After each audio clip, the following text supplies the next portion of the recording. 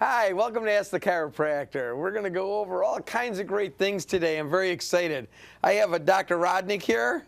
Good to be here. Dr. Neil Rodnick. I have another Dr. Rodnick. Thanks for having me, Doc. Dr. Paul Rodnick and another Dr. Rodnick. It's always an honor to be here. Dr. Toni Rodnick. Yes, indeed. And I'm Dr. Corey Rodnick. Today we're going to talk about three of the greatest subjects in chiropractic. We're going to talk about the philosophy of chiropractic, the science of chiropractic, and the art of chiropractic. And with the philosophy of chiropractic, that's the why we do what we do, the what it's all about, as far as why we do everything that corresponds to the patient care, and it goes. They all bleed into each other too, as well. And then the science of chiropractic, which we're going to do a lot of anatomy. Apparently, we've got bones everywhere. And then we're going to talk about the art of chiropractic, which is the technique and different techniques. And we are, like, I would say, very exceptional as far as the amount of different techniques that we know. Matter of fact, we just did a whole seminar this weekend on it, and learned more Thompson and more all kinds of different techniques again, just practicing all weekend on that. So, Dr. Neil, let's go ahead and segue into the the philosophy of chiropractic. So yes. the basic philosophy in chiropractic is that the body has forces in it that are meant to cause the body to work how it should work. And what happens in our chiropractically looking at it is what can happen is that something can pinch off in the body, a bone moves out of place, pinching off a nerve, and it can actually cause an interference to that signal, that force running through the body that's controlling the way the body works, and it'll actually cause problems, health problems, different things with the body. Dr. Paul, would you tell us how, as far as the intelligence of the universe, how it builds, and we go from there into innate intelligence, from universal innate, and go ahead and discuss that. So this is kind of a deep question. It certainly is. That's what we're going to play It's with one for that a could while. be gone over for months and We months. spent and hours still and hours just scratching the discussing this, surface. yes. Now, a lot of people, when they think of chiropractic philosophy, they jump right into the philosophy of how the body works. But chiropractic philosophy is actually so much bigger. Chiropractic philosophy actually starts at everything. It starts at the universe and works its way down to the living things, the anatomy, the human body kind of works its way down, but it starts off with... It goes to a cellular level. It keeps going down. Yes. And past that, even. But it starts off with the universe, and that there's an intelligence in the universe that keeps everything as it's supposed to be. It makes it so this chair is a chair, that plastic spine is a plastic spine. It makes so not everything is a puddle of molecules just floating around. And everything's included in that. The intelligence in the universe includes, gravity, the solar systems, the star, the whole universe. There's a driving intelligence behind the universe. And Toni, go ahead. She wants to say something here. The intelligence of the universe is both constructive and destructive, because the destruction helps open the way for more construction. Like the volcano might destroy the forest, but then the forest can rejuvenate and grow stronger than it was before. Absolutely. And the destructive and the constructive forces of universal intelligence actually get broken down, and the constructive, for the purposes that we're talking about today, we break that down into innate intelligence. So we start off with a universal intelligence. We say there's something out there controlling the universe. I like to call that the God force. Yeah, and there's a lot of different... I mean, God's more than this, but universal intelligence is a good chunk of There's a lot of different ways to look at it. Some people say universal intelligence is just another word for God. Some people say God created universal intelligence to control the universe. Some people say, I don't believe in God, but there's, I can't deny that there's something out there that's, organizing the universe. But there is a universal intelligence out there, no matter how you want to look at it, whether it's God or made by God. It's like the watch. It's out there. You're looking at a watch, and you have to say, there's no way this randomly fell together to make a watch. And the watch is working, and it's spinning, and all the wheels are turning. Something made that. I like to say God, but whatever. There's definitely something that created this. So that's how the universe, to me, I look at it. And if you look at the watch and its complexity and say that somebody had to make it, how about looking at the tree, which is ever so more complex and has a life force in it, and how can you not say that something created that also? Yes. That's universal intelligence. So, let's keep going. Let me get back into, just for a second, the forces. She was talking about the destructive and constructive forces. So universal forces don't care what they work on. They work on everything. So a couple examples would be gravity. You know, it doesn't matter if it's a rock that's falling, or if it's a whole planet, or if it's a person falling off a cliff. Gravity doesn't care. It's there all the time, works for everything. Friction, same thing. It doesn't matter whether it's sandpaper on your hand or sandpaper on a piece of wood, or friction is friction. It's always going to be a destructive force. Now, the constructive forces, like I was saying, the innate intelligence. Now, what innate intelligence is it's the force that runs your body, controls your body. My favorite saying is, the power that made the body heals the body. Your body also has this intelligence in it that controls, regulates, makes so everything's working together, improving itself. Your body's always working towards a better you. It's always working at 100%. There's always 100% of innate intelligence flowing in there. Now, anyway, going with that, so what happens though with this 100% innate intelligence, the force that heals, that builds, that does everything in your body, the things that can actually interfere with that would be matter or the actual force. The intelligence is always there. so the intelligence is always 100%, but it can be interfered with. So the Exactly. source is there, the matter is there, your body is there. So you have this intelligence, you have your body. Where can it get screwed up? Somewhere in the middle, and that's kind of what we're dealing with. where is it located, this innate intelligence? Everywhere and anywhere in the body. We think it's somewhere in the, it could be in However, the brain. the flow- It comes from, we know it's Because- coming yeah. from the brain. We know but the we don't know, signal's it coming could be out of the anywhere. brain, You're right. traveling through the body. We don't know where that is, but it we know links it is. to every cell, every tissue, everything. So it literally is everywhere in the body. Yes, it's all over. We know it's coming from the brain, flowing on down. So that go ahead. You're doing interference at the moment. By the way, guys, we get together for dinner and we talk like this all night long. I mean, for hours and hours and hours, we'll sit and just talk this stuff down over and over and over again. So before I get back into the interference, what I really wanted to get, just let me finish up this thought on Go for the it. forces. So we have the universal forces, and they work on everything. Then the innate forces, they work on you. It's your own personal intelligence. It's your own personal care system. It's always working for you. So the innate forces will always be constructive to your body. And it's important that you can adapt to your environment. The innate is always making it so you can adapt, whether it's the food that you ate, whether it's the car accident you were in, the cut that you have. The innate forces are always trying to adapt to what's going on to your body. So for example, I was saying the universal force of friction doesn't matter where it's at, and it's going to be destructive. Now what your body does with that, what the innate intelligence does with that, so let's say I'm out all day raking my leaves. Right? So I'm raking. The friction on the handle for my rake is going to wear it down. It's going to smooth it out. I'm raking. Now my hand, it's that same friction is affecting my hand, but instead of wearing my hand down, my innate intelligence, my body comes back and says, well, let's do something positive with this. So what it does is it turns my hand into a callus. It makes it bigger, harder, thicker skin so that it can adapt to the environment so that I'm not destroying myself, I'm not cutting into my skin. And that's kind of how the body works. That's how the innate forces work. It's always looking out for you. It's always trying to improve you. Another great example of that would be bodybuilding or just building a muscle. So your body, let's say you're going to have a job where you're going to be lifting a lot and you need to have more bicep, this part of your arm. So you're going to sit there and you're working out.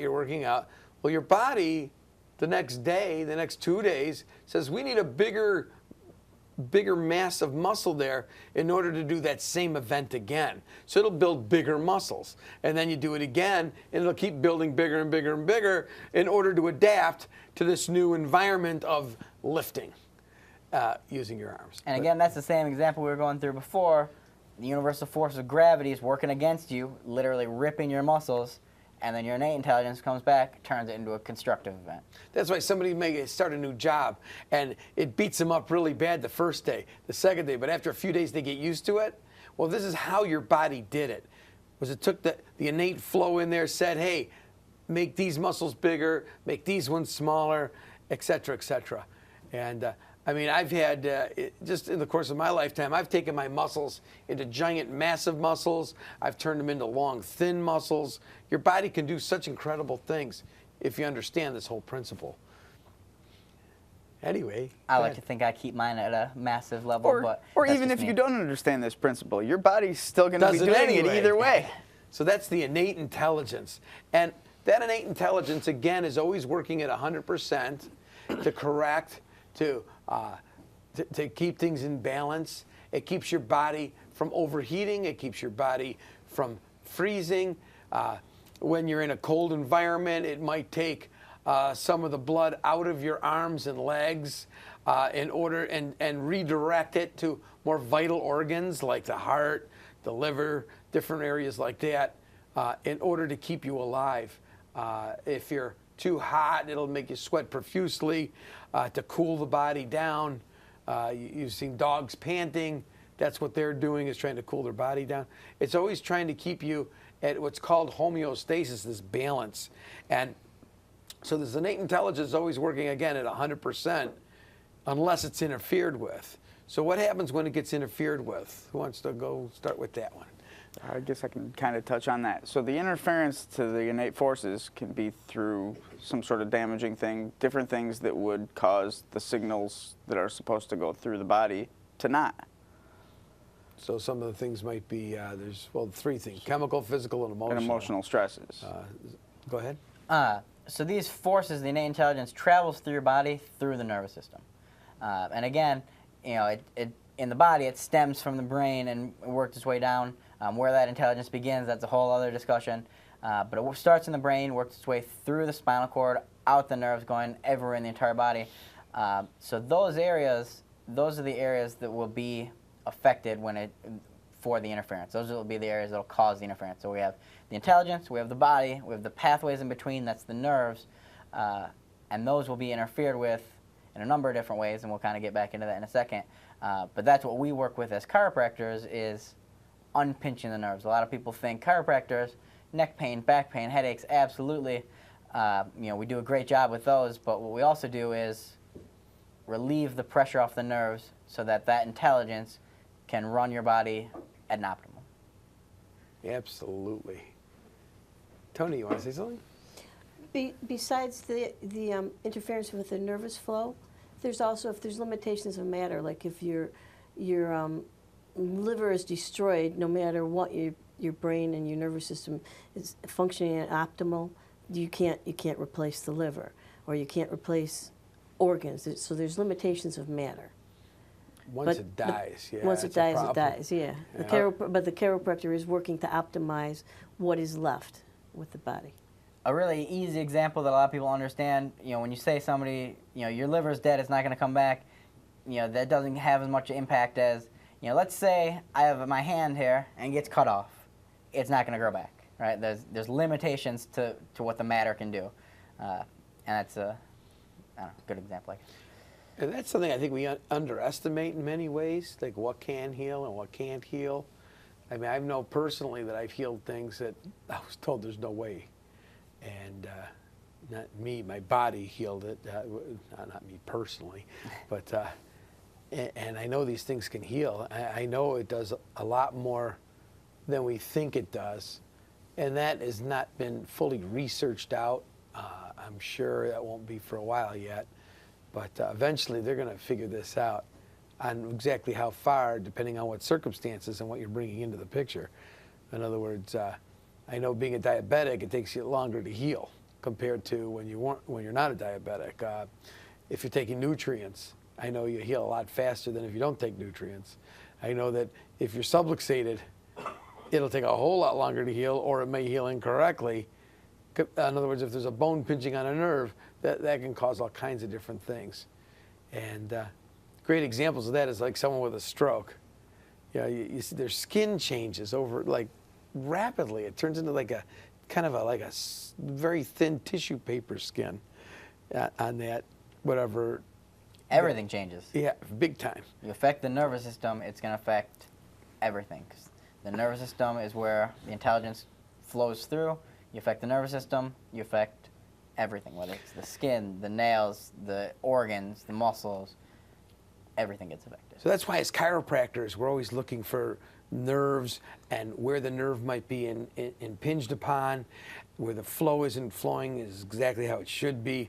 As a chiropractor, that's really all I'm looking for. We'll call it the cause of the problem. A lot of the time people will come in with all these things they're complaining. We're really looking for what's causing that, not so much as, okay, there's this problem, let's work just on that problem. Correct. The nerve can be impinged upon in many different locations from the brain, like going to the fingers. It can be impinged upon from the neck, from the shoulder, from the elbow, from the wrist. But what we're checking mostly is from the spine, because you need less pressure to affect the nerve root. Just 10 millimeters of mercury pressure, the pressure from the weight of a dime on the spinal nerves, the nerve roots, can cause all kinds of interference, while at a peripheral nerve or a nerve someplace else, it takes a lot more force to affect the nerve signal. There was actually a study they did on the sciatic nerve, the nerve running in the leg, and they wanted to know, how could a chiropractor be affecting that? It took 220 millimeters of mercury pressure in order to impinge the sciatic nerve. And again, that 10 millimeters of mercury on the lumbar spine down here would pinch that nerve by 60% automatic. So what it is, the way the nerves work, they're kind of like electrical wires.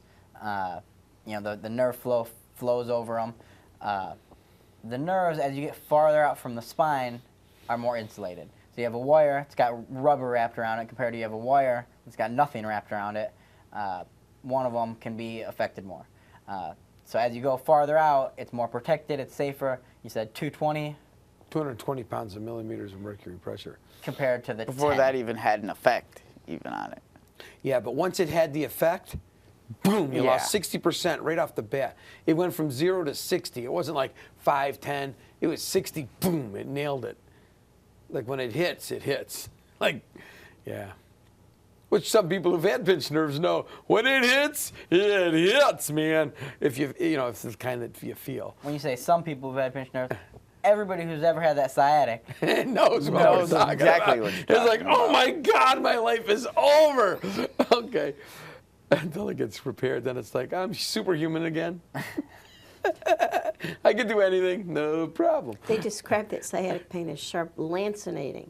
It's just a severe, sharp all the way down. All I know is it's completely debilitating for me. Just puts me out, done, cooked. Like all my plans, forget there are no plans. There's, oh my God, this is unbelievably painful. Okay, so There's a lot of people out there who know that sciatic is completely debilitating. if they say, to is there a them. drug for that? No, there isn't. You can knock me out or I'm in massive pain. I got two options on this. There is no something that can make it a little more comfortable. There is no little more comfortable. It's, oh my God, or knock me out. And Or like get you- adjusted. I get adjusted, it's gone like that too. Like Dr. But- Neal was saying, the cause is the important thing. Oh, can I take a medication to fix it? No. The answer is whatever's causing that problem, get rid of the cause and the problem will go away. You don't want to focus on the problem. And that's how you fix things. Focusing on the symptom, we'll say. It's kind of like a rock on your foot. You dropped it, boom, it's laying on there. A 30-pound thing on your toe. Until you move that thing, you can take medications all you want, but that pain, to me, you couldn't get. The first time I had this, I took a lot of painkillers, and they gave me a shopping bag full of drugs, and until I passed out, though, this is when the pain went away. I don't know, I was passed out, and as soon as I woke up, though, it was back. I like to looking for the cause. It's like a smoke detector. If the house is burning down and the smoke alarm is going off and the symptom is the screeching noise that's really irritating, you can take the batteries out. You can cover up the noise, and but the fire is still burning. The house is going to burn down. Yeah, absolutely. So you don't want to take the pain pills that are like just turning off the alarm, turning off the message. You want to make sure you find what's causing the problem, and take care of that.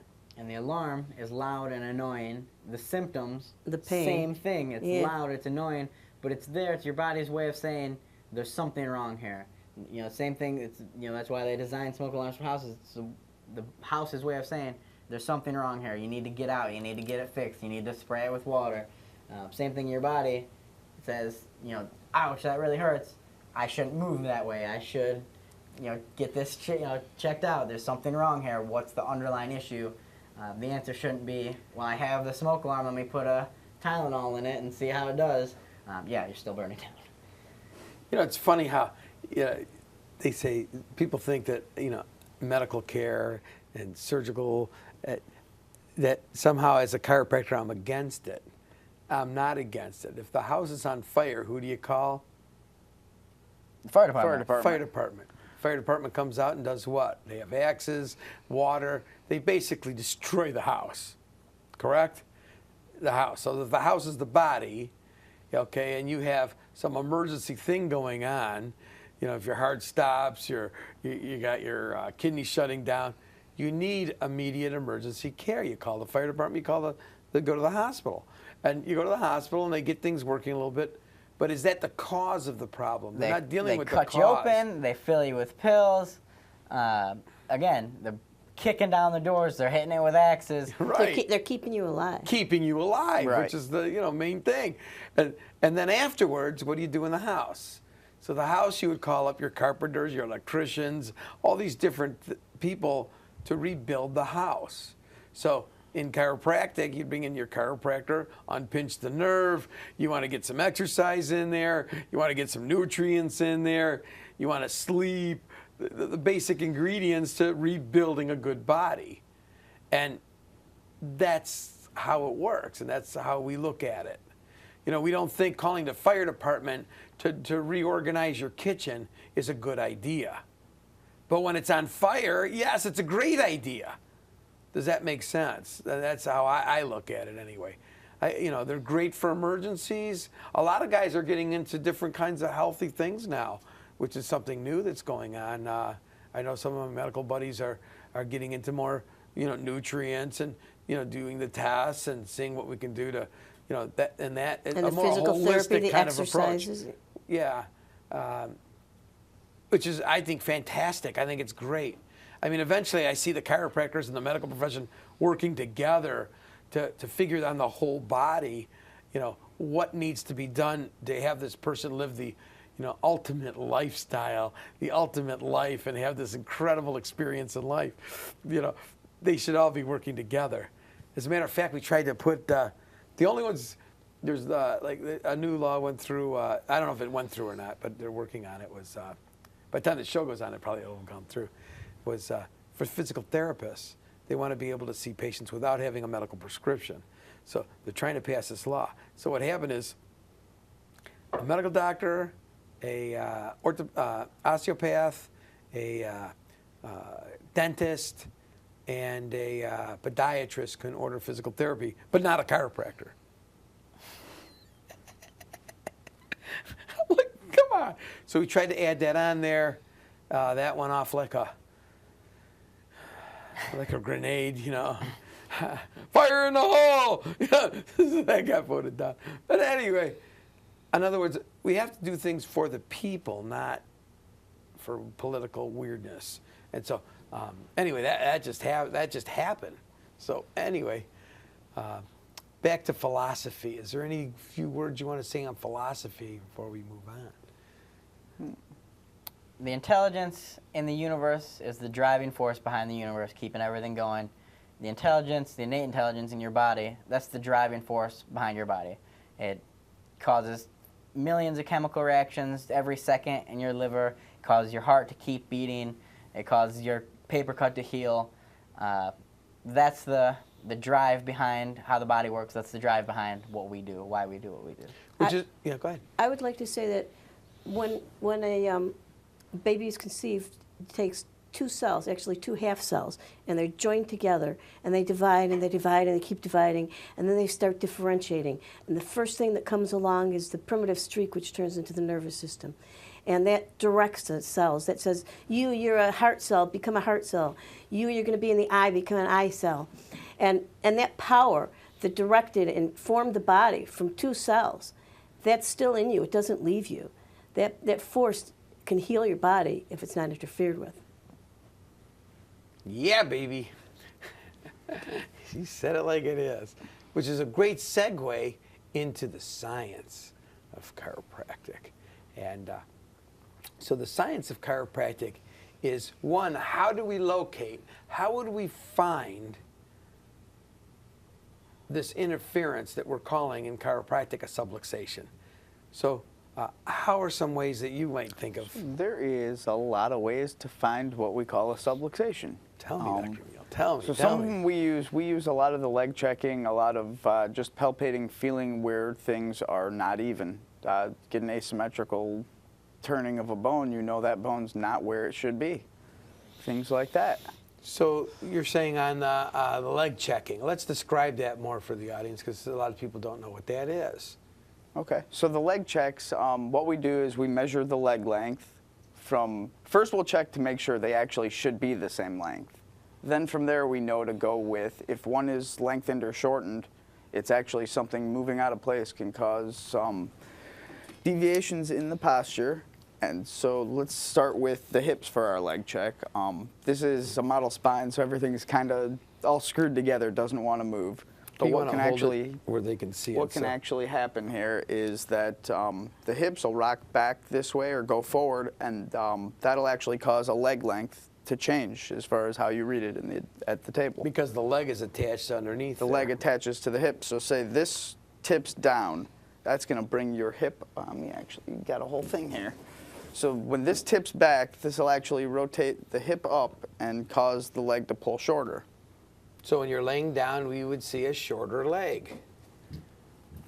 And then what happens when you bend the knees? So you bend the knees, and that'll change it and actually show you different things, because that'll take some of the pressure off, and it'll show different deviations to the leg. Here's my favorite one. I just use my elbows. So if the leg has been pulled short, watch what happens when I bring it up. This one here is going to come up faster than the other one because the pivot point is down lower. So if it's gone like this one's going to be moving up faster. So as I cross over, then this one becomes short. So the short leg, this was originally the short leg. So the short leg will become longer, and the long leg will become shorter, which would tell us which way the hips also move on that. Correct. Another thing too, you can use the legs, just turning a head back and forth. The tension running down, there's ligaments, there's tendons, there's all kinds of things connected throughout your spinal cord in the back here. So say turning your head, if something's out of place and stuck, it'll actually change the leg length just from that. Now, going along with looking at the leg length, so let's say your hip is shifted. Now, when you're laying down, that's when you'll be able to see that leg being pulled short. When you're standing up, both your feet are even on the ground. You're not standing on one leg with the other one kind of dangling there. Both your feet are even on the ground, so when we check when you're standing up, we'll actually check you at the hips. You can feel in the hips, you can see the hips will be uneven. Or we'll take our x-rays standing up so we can see exactly how the hips are shifted, and we'll lay you down, double check it, check the legs, see how it pulls when you're laying, compare our findings, and it'll show us, this one's rotated this way, this one's rotated that way, this is pinching off here. Really tells us a lot. Toni, how else can we find subluxations? X-rays are a good way of finding them. Then there's also, since the nervous system affects all tissues and organs of the body, if we look at the autonomic nervous system, there could be temperature differentials between the sides of the spine depending on which side has a pinched nerve and what's firing correctly and what's firing incorrectly.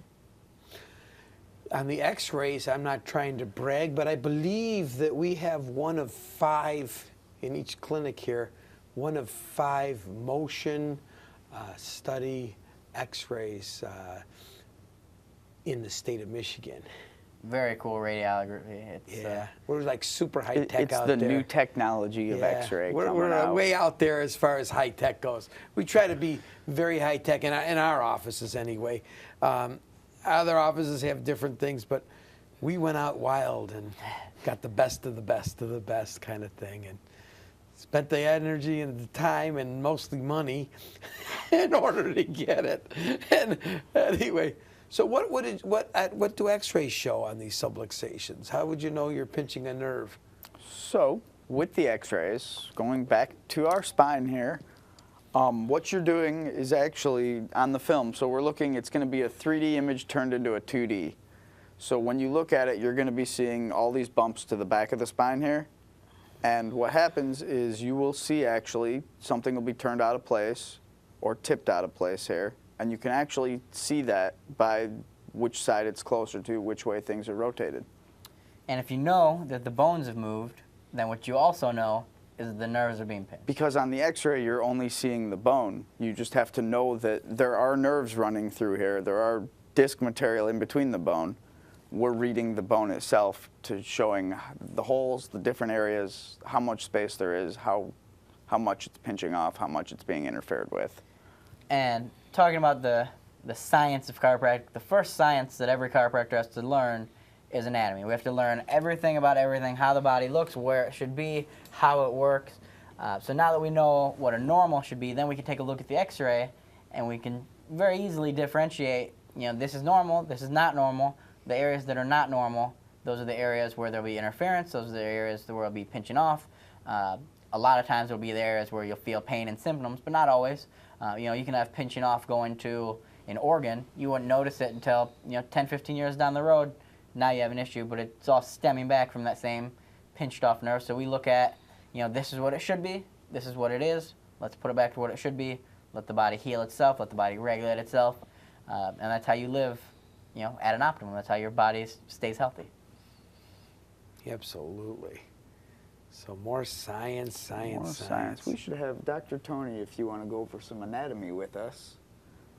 Well, we brought all these individual bones, and as you can see, no two bones are the same. The start at the cervical. The top, there's seven vertebrae in the neck. I could always say, how many vertebrae does a human have? 7. How many vertebrae does a mouse have? 7. How many vertebrae does a giraffe have in its neck? 7. But how many vertebrae does an owl have in its neck? They have like 20 because they can turn their neck almost all the way around.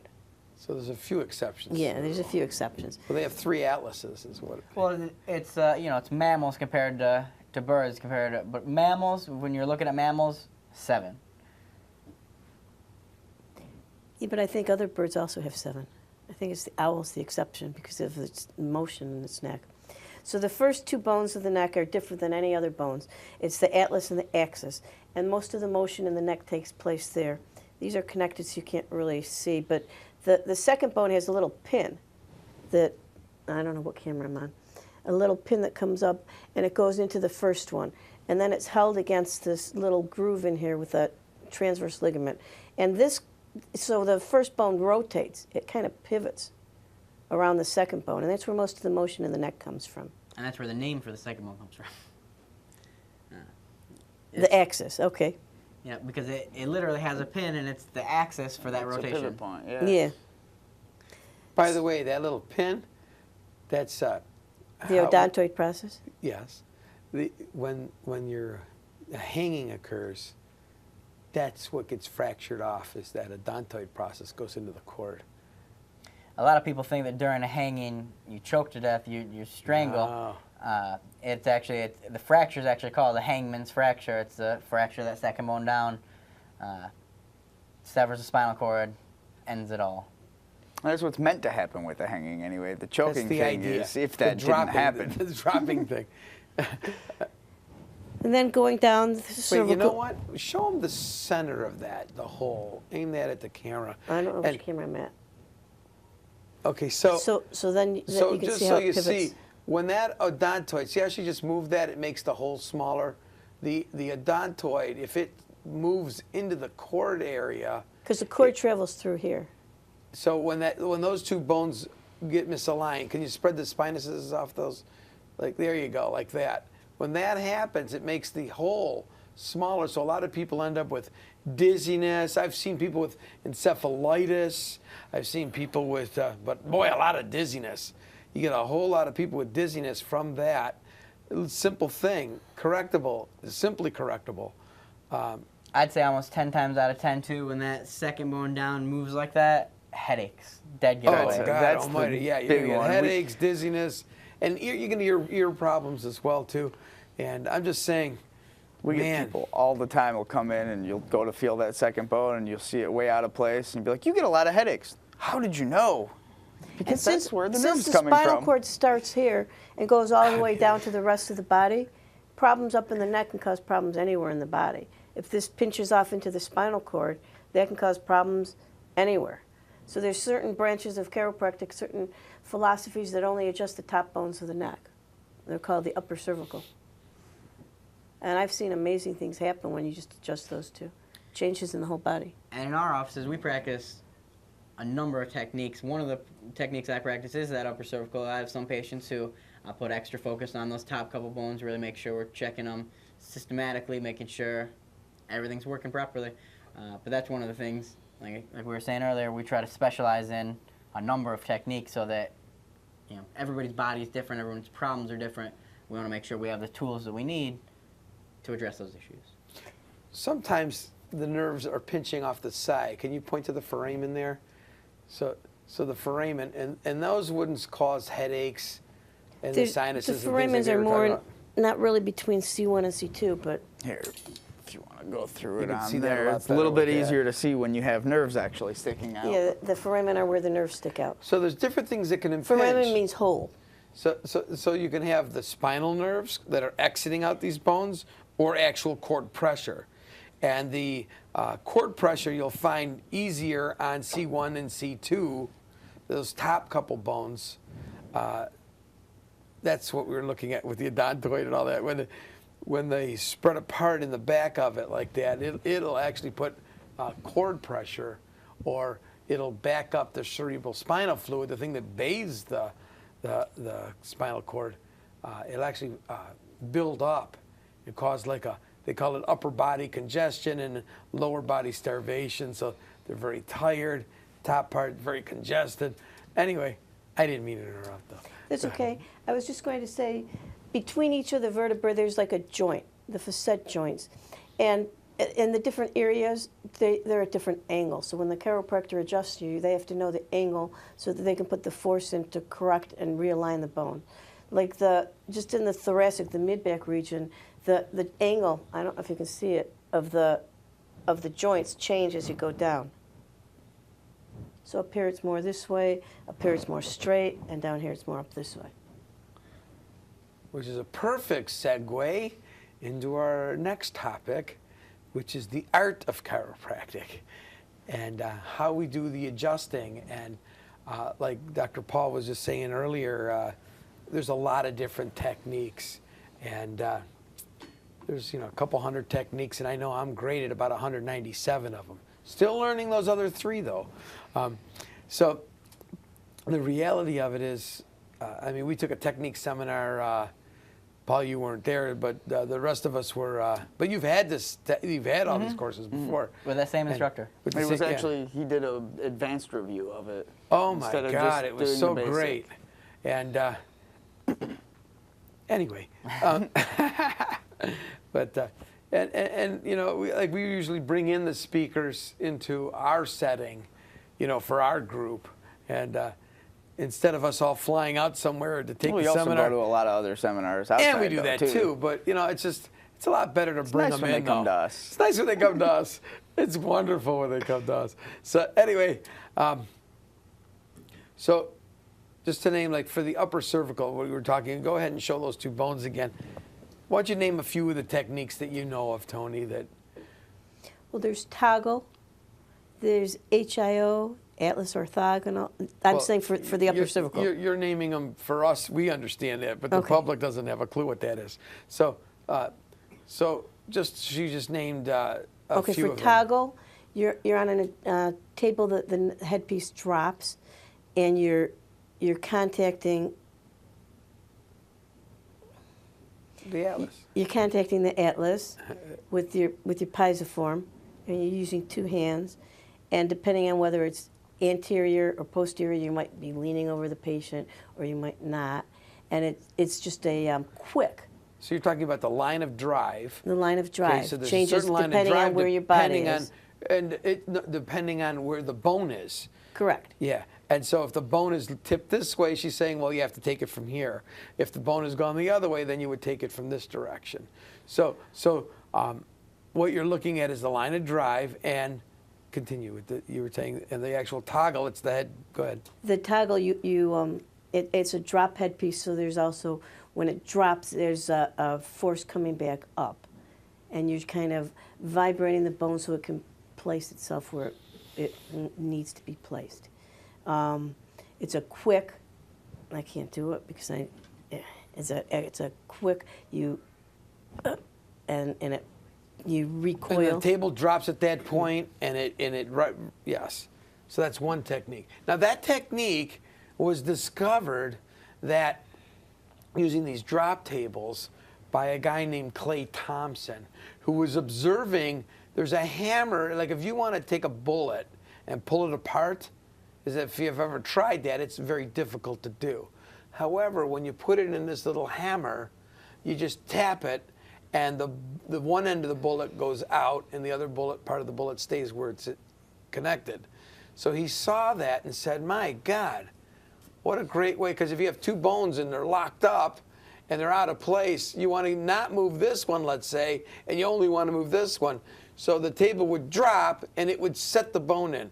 Not the person's force putting it in, but the actual drop part of it would set it in. And so then he went on and developed into all these different, Thompson technique. Anyway. Talking about the gun reminds me of another technique, which actually started with a dental impactor. It's the Activator Technique. It's kind of, it's a high velocity, low impact force delivered into wherever you do. And it's like a gun, and you kind of find your line of drive, what needs to go. If the bone's this way, you want to push it this way. And it just goes click.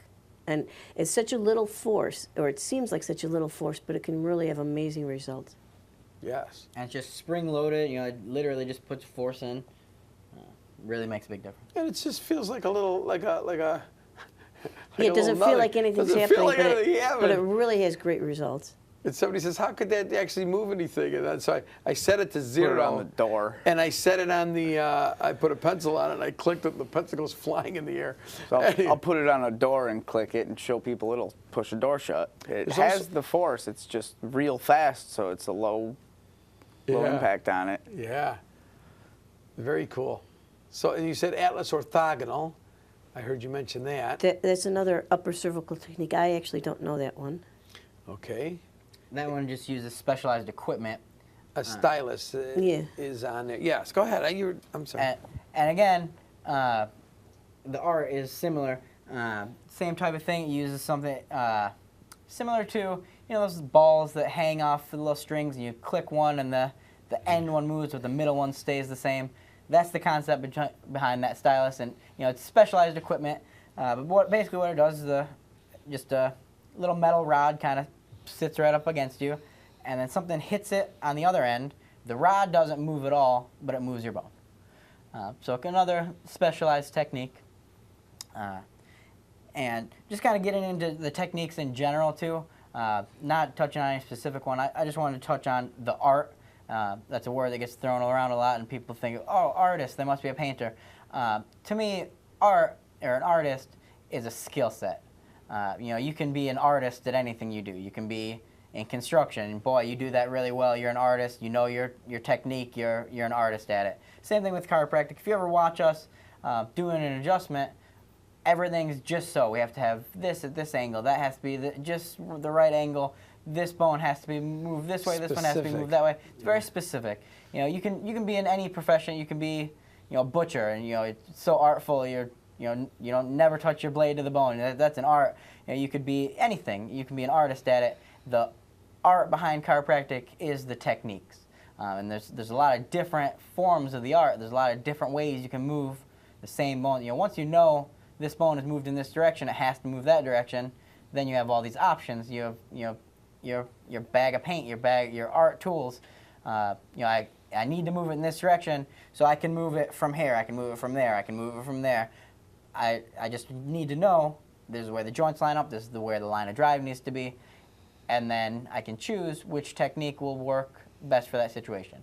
And different techniques work differently for different chiropractors. You know, there's chiropractors out there who are, 4'9", who weigh 90 pounds soaking wet, who don't have as much muscle force, so they can use, like you're saying, the activator, the stylus, something to give them a little more force. There's the chiropractor out there who weighs 300 pounds, big muscle head, uses techniques that are more hands-on. But the art it's effective for whatever the chiropractor can do, but it's also effective for, and that's why there's so many different techniques for everybody's bodies are a little bit different. Their problems are different. This bone needs to move this way, but in your body, you got a ligament that's tight right in the way. So instead of doing this technique, I'm going to do this technique, and it's going to move it back in. So you're trying to take this bag of tools, this art of tools, and for subluxation correction. So we're trying to fix that pinching, the vertebra moved out of place, put pressure on a nerve. We're trying to get the nerve to function again. So a lot of the upper cervical techniques you just mentioned were all non-audible. In other words, they wouldn't make a noise. You wouldn't hear much. You might not hear anything.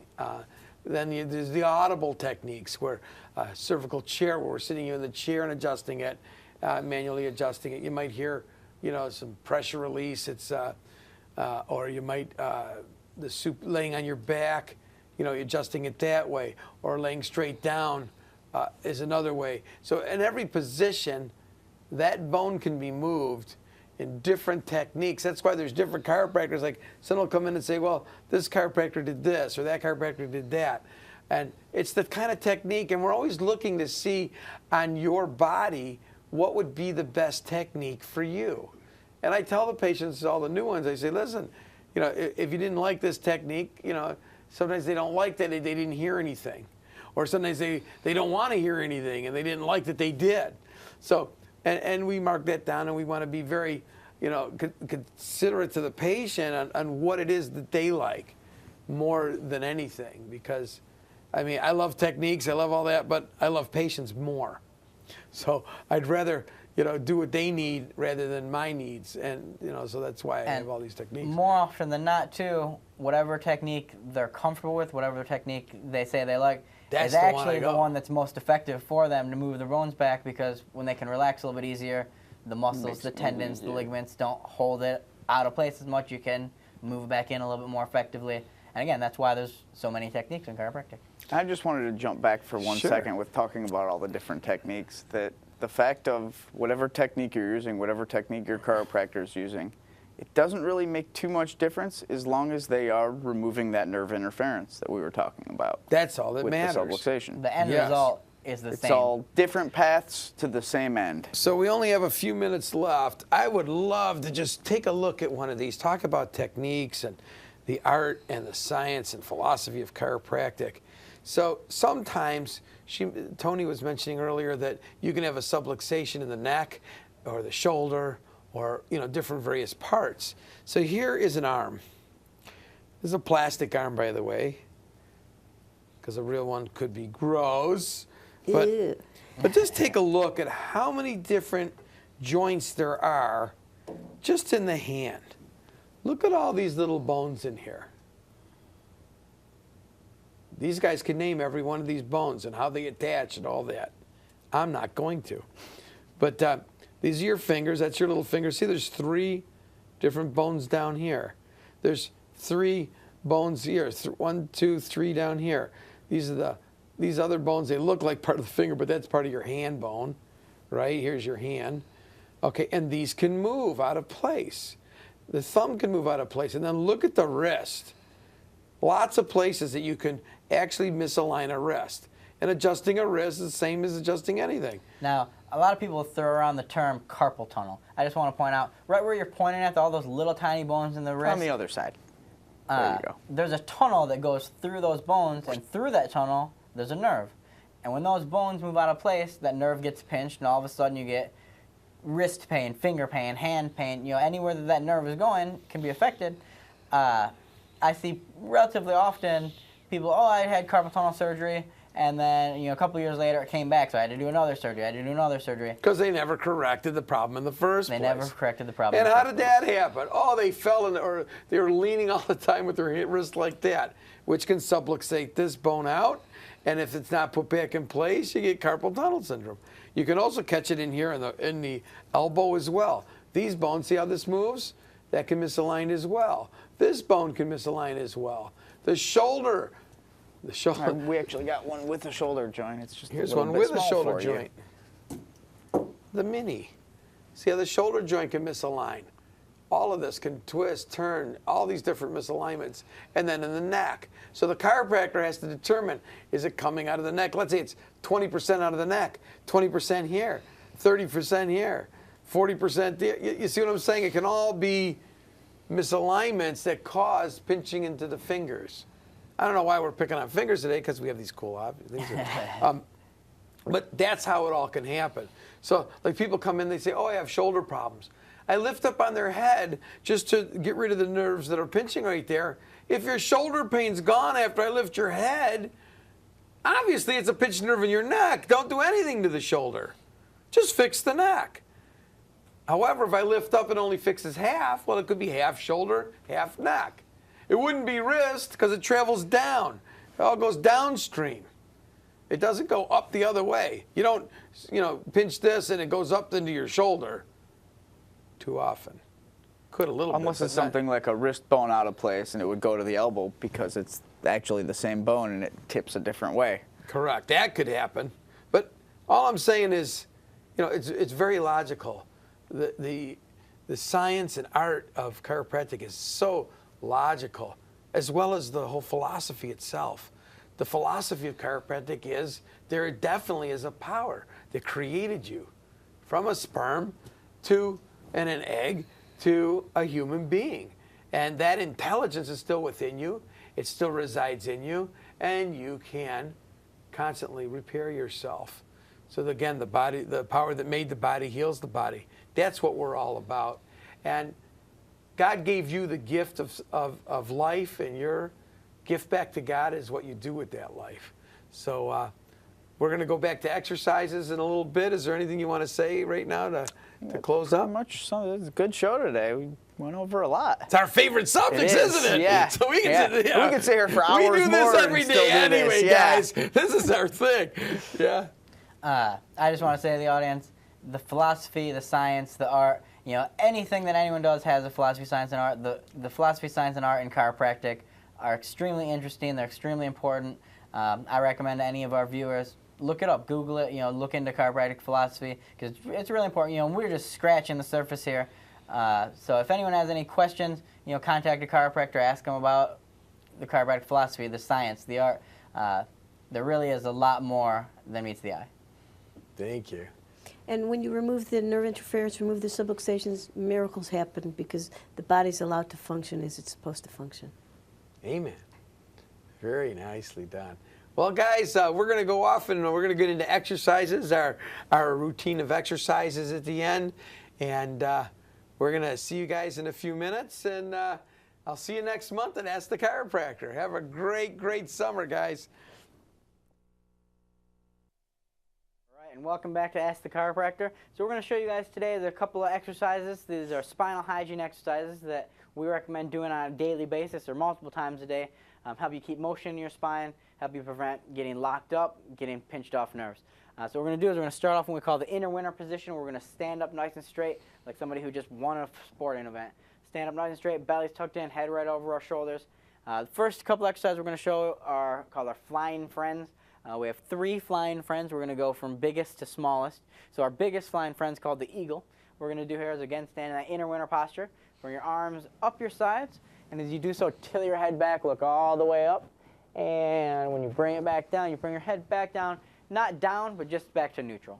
And do it a couple times. Bring it back up. When you go up, take a deep breath in. Really feel your spine stretch out. And bring it back down. Every one of these exercises, do 2-3 times. Make sure you're doing everything even on both sides. Really just great exercise. Keep motion in the spine, really stretch you out. Okay. So that's our biggest one. That's the eagle.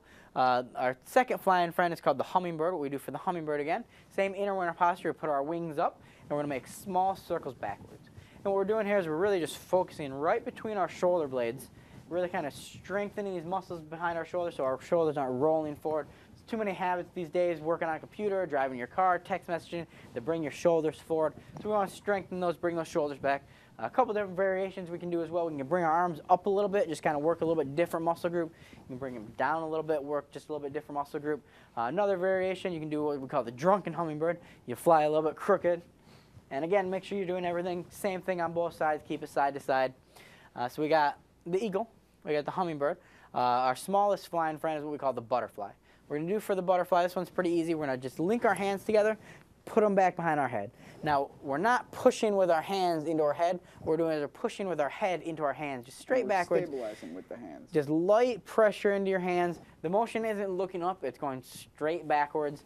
So you just really push your head into your hands, and you relax it for a second, and then push it back in again, and then you can relax it and push back in again. Really just trying to bring our heads back. Again, there's a lot of habits, whether it's the computer work, the text messaging, reading a book, anything that's bringing your head forward or down, we're trying to combat that, strengthen those muscles in the back of your neck. So those are our three flying friends. Again, it's the eagle, the hummingbird, and the butterfly. I'm going to show you guys one more here today. What this one's called is the trap opener. What the trap is, these are your trap muscles up here. And basically, a lot of people carry their stress in their trap muscles. So these get tight, they get sore, they get tender. Basically what the trap opener is, you're going to open up your muscle. And to do that, it's basically giving yourself a massage. So you can see Dr. Neal's doing it. You can do one arm, kind of reach across. You can do the other arm, you can bring your elbow up, get a little bit farther back. You can do both sides at the same time.